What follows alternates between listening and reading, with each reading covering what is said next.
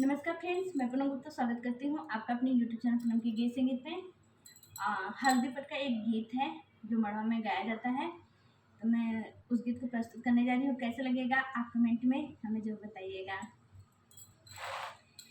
बाबा दुवरवा हरदिया के पेड़वा, अरे हरदी फूलैया धीरा तेरी लालनवा, अरे हरदी फूलैया धीरा तेरी लालनवा। बाबा दुवरवा हरदिया के पेड़वा, हरदिया